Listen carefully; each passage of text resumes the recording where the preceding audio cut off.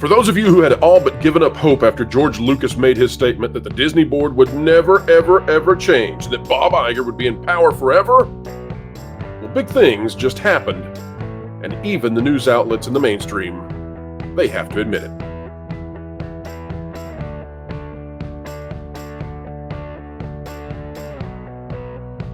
Hello, folks. Welcome back to the Pro Channel. We are happy to have you here, and we are ready for a purely perfect, oh no, not perfect, but nay, I say, dare I say, a video of excellence on the way. Culture Casino joins us. Culture, you're going to be definitely the one who lifts us up to that level we aspire to. Welcome back, Culture. Well, that's a lot of pressure, Pro, but thanks for having me. I'll do my very best. Well, let's alleviate the pressure, Culture, because in comparison to the Acolyte, we can't do anything but near perfect, because take a look at this. Folks, we'll tell you about what's happening with the Disney board, but we've just got to, for a moment, have a bit of fun. The Acolyte now, on the like to dislike ratio, it is now easily more than 2 to 1. The Acolyte now has more than double the dislikes compared to the likes, but Star Wars is doing just fine. And you'll be happy to know, Culture, that as Disney gets ready for this ballot vote over the board and convincing investors, Star Wars is just great. They've got blue milk now coming to grocery stores. And who's that on the blue milk? Oh, wait, it's those cobwebbed characters. It's Luke and Darth Vader. And all of this seemingly, along with a release schedule for theaters coming out, where they're going to put all the movies back in theaters, even though they're available on Disney Plus. But they're going to put them all out. All of it seems to be trying to regenerate the nostalgia and the fans of yesteryear who have long since gone away from Lucasfilm. They're no longer interested, but isn't it funny how Lucasfilm, when it comes to trying to advertise, they'll hit the Wayback Machine. All of this to try to get people excited for the Acolyte, which clearly isn't working. Culture, I think this is indicative of what we're seeing with the proxy battle. Main Street, Wall Street, not connected. Your thoughts? No, I think it's 100% indicative of that. What I don't understand is that they're pushing back with all of the old Star Wars properties that were good, that they had nothing to do with, and that they desperately want to bury. And they just can't, because those products are so superior, and they're really the only things that all of the fans can appreciate and enjoy.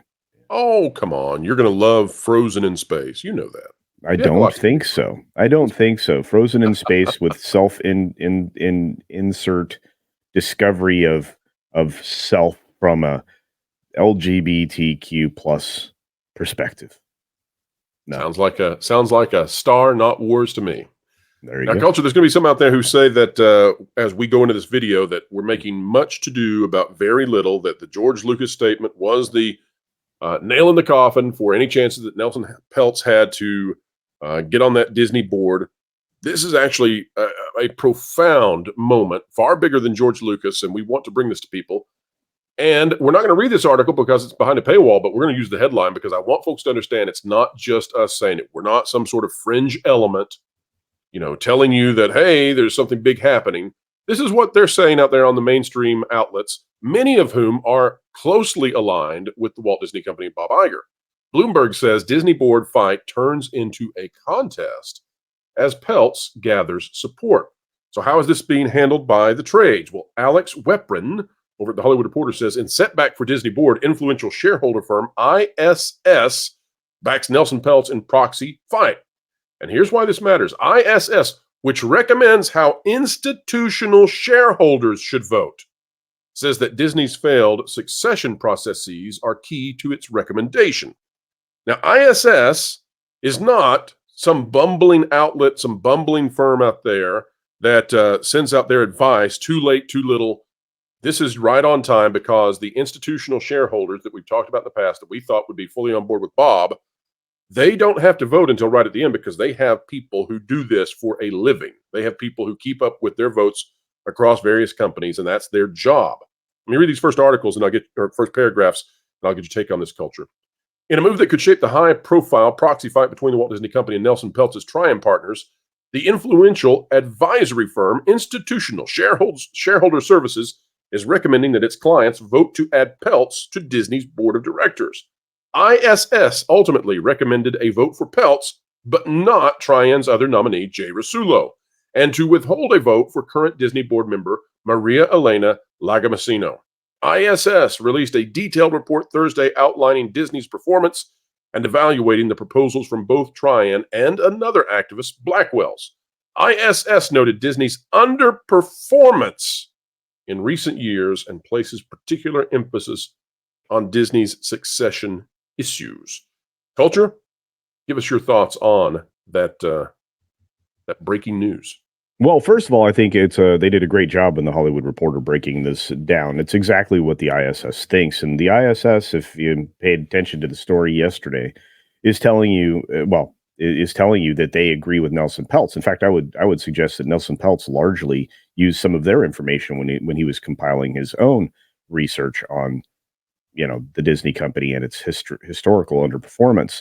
I think that, well, since they represent about a third of institutional shareholders, at least their interests anyway, according to Bob Iger himself, that you're looking at you're looking at kind of a condemnation of the current occupants of the board, although they really don't want to change the board that much, just a little bit.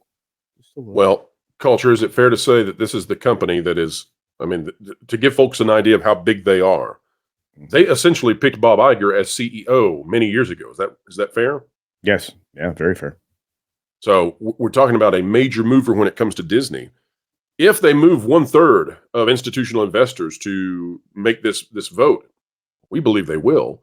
Bob Iger, up until 5 minutes ago, believed they would.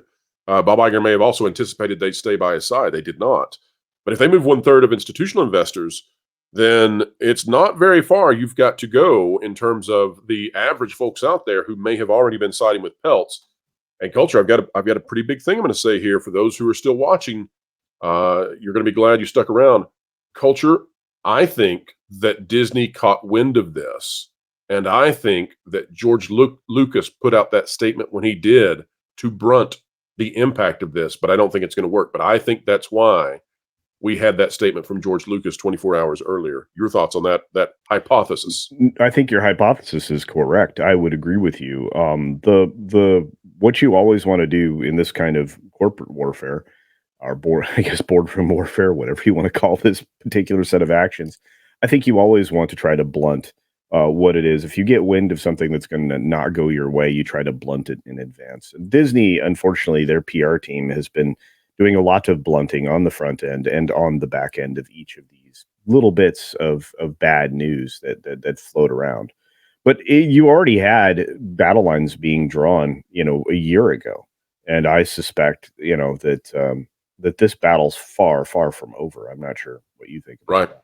Well, this moves the needle for me because previously I was giving Peltz sort of in my internal monologue, my internal thinking, I gave him about a 20 to 30% chance of getting on the board this time. And I've made no mystery that I thought it was a long shot that he would get on the board this year. But I've also said that if he sticks around, if he chooses not to cash out, which is totally his prerogative, he'll make a ton of money because this proxy battle has lifted the stock so high. But if he chooses to stick around, I think he'll win multiple board seats, more than what he is currently after, because I think Bob Iger has blown all the gas in the tank. He's pulled all the shenanigans. He's thrown every magic mirror he can in front of Nelson Peltz to try to block him. And I think that it's going to have devastating impacts on the Disney company as we go forward into the next quarters. I'm looking at you, Moana 2. But now with this change, Culture, I got to say, I think that Disney is looking at a 50-50 shot of holding him away. That's how much this matters. This is how much it moves the needle. I don't think that months ago they anticipated that ISS would turn against them. Let's see now why ISS chose to do so. Here are the important quotes. Because the company has made positive changes to its board as well as operational changes that have been well received by the market, we recognize that some shareholders may feel that the company has sufficiently course corrected. These investors have likely drawn comfort from Iger's return. Now that's talking about an emotionalism here and a political nature to this. Nonetheless, given the major missteps and severe consequences of the failed 2020 succession, particularly for a company that already had a history of succession drama, it may be difficult for others to simply trust that the board, albeit refreshed, will get it right this time. These shareholders may be concerned about post-Iger Disney. Our analysis favors this latter view. Dissident nominee Peltz as a significant shareholder could be additive to the succession process, which is why, and folks, listen, you go to these other places and they tell you a bunch of nonsense. This is literally what we have been saying on the Valiant Renegade channel, on the Culture Casino channel, on Midnight's Edge, on That Park Place, on the Pro channel. We've been telling you the reason Peltz wants on the board is to affect the succession, because everything is dependent on who takes over the company if you want to clean things up. Here it is, just being spelled out by the most influential power there is in determining how this vote goes. Anyway, providing assurance to other investors that the board is properly engaged this time around. He could also help evaluate future capital allocation decisions. Moreover, multi-year concerns surrounding Lagomasino's role as a compensation committee member strengthen the case that Peltz's addition on balance would appear a net positive. Culture, how much do you think this moves the needle? I think it moves the needle, but I'm in lockstep with you. I don't think that Peltz will secure the seat this time around. I suspect this did improve his chances. I think it also has the ability to bring more people to his cause. He's not going to go away. He might be able to bring more people to his side, and it's interesting because this affects more of the institutional investors who are engaged. That are active like he is, which is how he got the term activist attached to his name.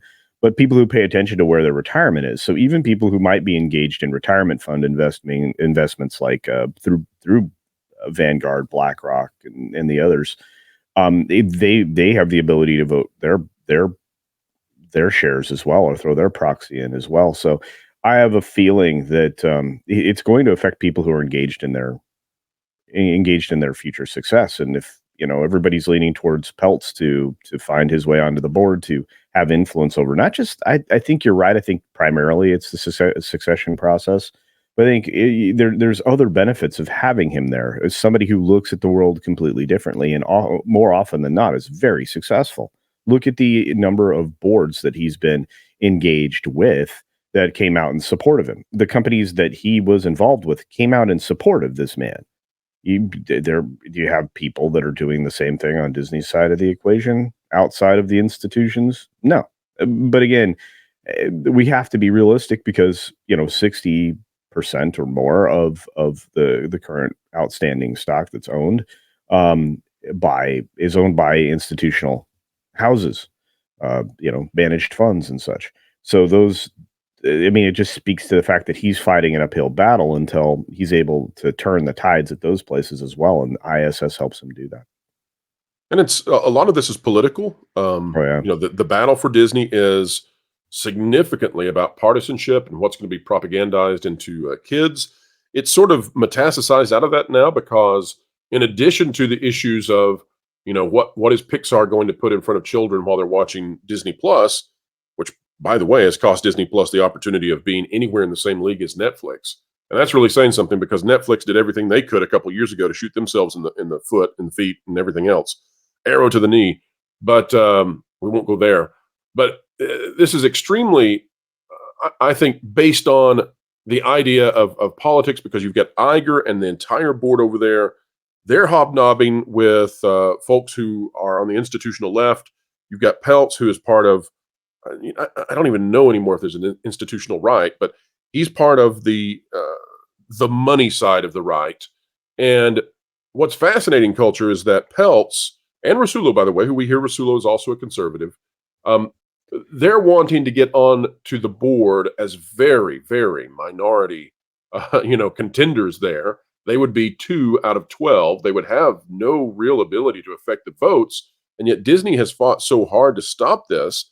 One thing that has come up repeatedly, Culture, is the idea that if Peltz and or Rasulo, maybe just Peltz, gets on the board, that it would be such a devastating blow to Bob Iger that he would choose then to step down because of lack of confidence. And I have always pushed back against that. I don't think that's correct, because I think Bob Iger really likes his legacy and his money. And there is a ton of consultation money coming to Bob Iger so long as he stays in that CEO spot and finishes it out. So I don't think he's going anywhere. Do you feel differently? Do you think that Bob might step down if Peltz gets the role? It's going to depend on a whole host of factors, and yes, I would say that Peltz leans towards the side of fiscally conservative. If you want to attach anything political to him, he looks at the way you make money, and he's very practiced at it, even in this He might modern be age. socially centrist or even socially slightly left. Yeah. So because I think it would be foolish to assign anything else. I mean, his daughter is involved in the Hollywood crowd, so Right. he rubs elbows with Elon Musk.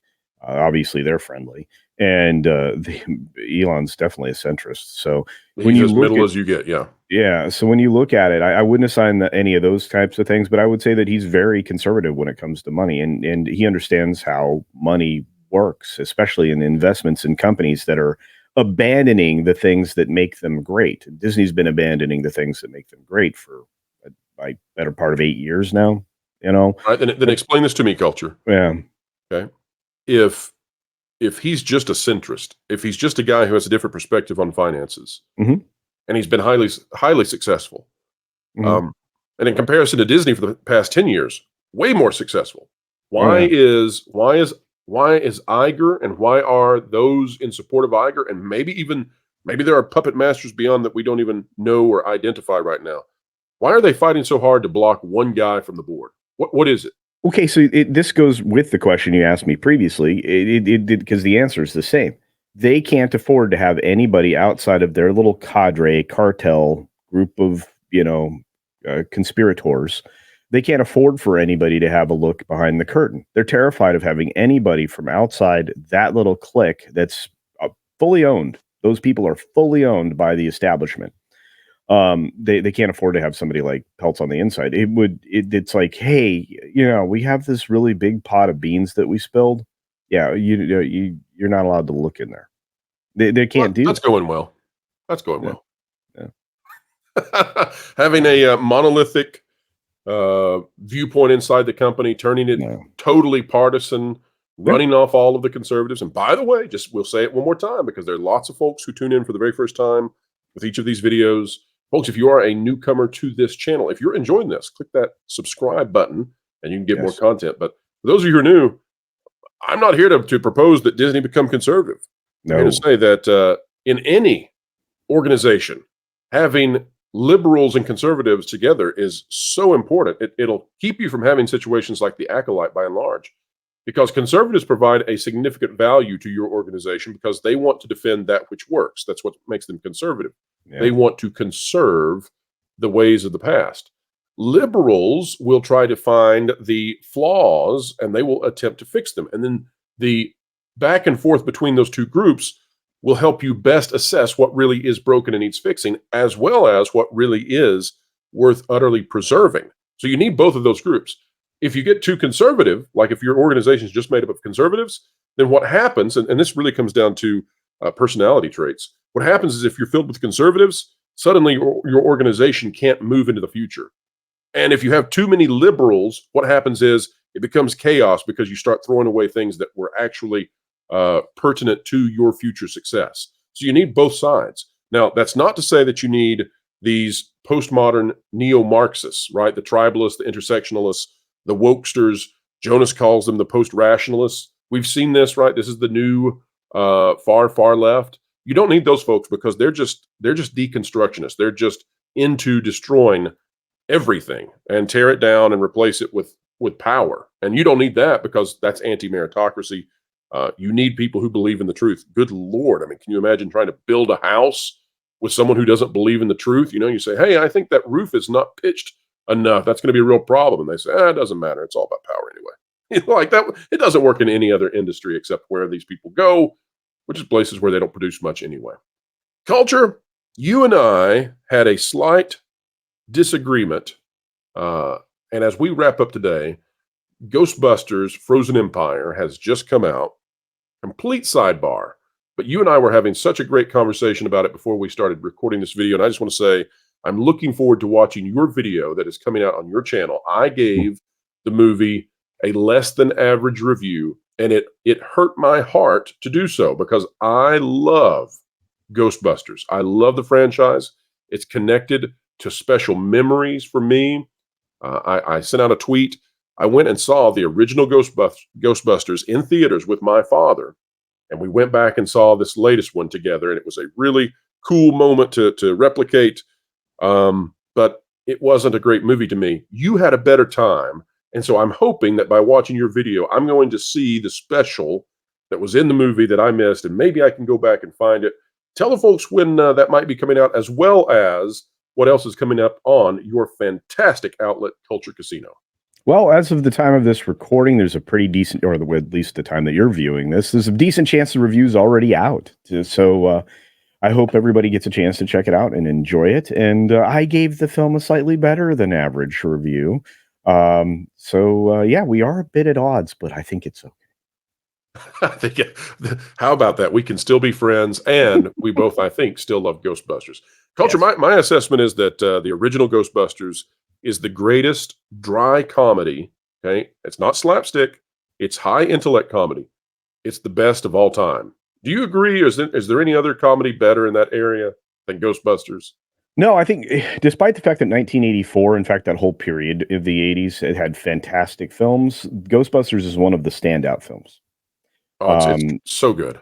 Yeah, there's not a lot of, overwhelming competition for it. It was a film that ruled its particular time for many weeks on end. I think right now in today's dollars, the box office, if you adjust for inflation, was $772 million. So Not bad for a comedy. Not bad for a comedy at all. Yeah, and they did get away with a lot more things, a lot racier things, and still achieve, a rating that wasn't R, which is still surprising to me, some of the jokes that are in it. But the current film is much more wholesome than the original film. And I think that actually adds something to the conversation. When Winston tells the New York officials that he's seen things that'll turn you white, that's one of the funniest lines in any movie that has ever been made, flat out. And it's filled top to bottom with quotes like that. And one of the things I love about the original Ghostbusters is you can watch that today, and there will be a new joke or a new thing that's happening in the background that you never noticed, despite having watched it so many times. It'll happen, and man, do I ever miss those movies. Maybe that's why we do this channel, is because I remember what great entertainment was like. And I am desperate for a world that gets to enjoy it once more. I think it would lift everybody into better places. But, folks, that's where we must leave you now. We hope that we will see some movement now with the Disney board. We're going to be covering this. Lots of content on the way as we now race towards that final vote and finally knowing what's going to happen. But, folks, do not lose hope if Peltz does not get a seat on the board. As I've said before, he can stick around, and if he goes for one more year, going to be 4 board seats, not 2. All right, ladies and gentlemen, it is your time. Hop in there right now. Like, share, subscribe, click it, stick it to the algorithms, hit the notification bell, and drop a comment down below.